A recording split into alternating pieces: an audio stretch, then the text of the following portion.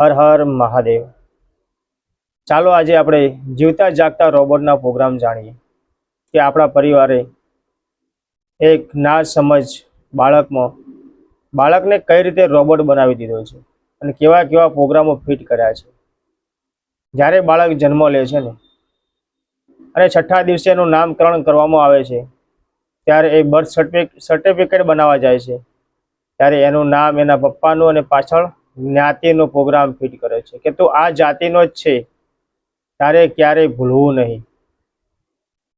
બીજો પ્રોગ્રામ એ ફિટ કરે છે કે જ્યારે બાળકમાં થોડી સમજણ આવે ત્યારે એને બંધનનો પ્રોગ્રામ ફિટ કરવામાં આવે છે કે આ તારા મામા, તારા કાકા, દાદા દાદી વગેરે વગેરે।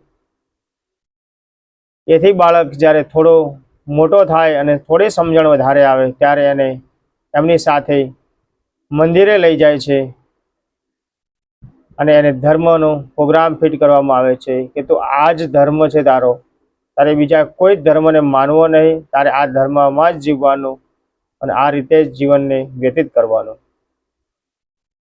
એ પછી ચોથો પ્રોગ્રામ આવે છે જ્યારે બાળક ભણવાની ઉંમર થાય અને ભણવા જાય છે અને 2-5 વર્ષ ભણતા થાય ત્યારે કમ્પેરિઝન કરવાનો પ્રોગ્રામ એવો ફિટ કરી દે છે કે માણસ સતત એ કમ્પેરિઝન પાર કરવા માટે ગાડો બની જાય છે,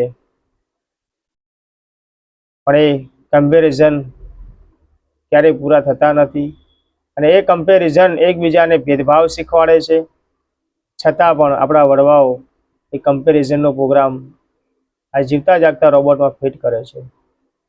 અને પાંચમો પ્રોગ્રામ છે જ્યારે બાળક ભણતા એની લગ્નની ઉંમર થાય ત્યારે એને એક પાંચમો પ્રોગ્રામ એવો ફિટ કરે છે કે જો આ આપણો સમાજ છે, આપણે આ જ સમાજમાં રહેવાનું છે અને આ સમાજ કે એ રીતે જ જીવન જીવવાનું છે અને માણસ છેલ્લા શ્વાસ સુધી આ પ્રોગ્રામોની જેમ જ જીવનને વિતાવે છે।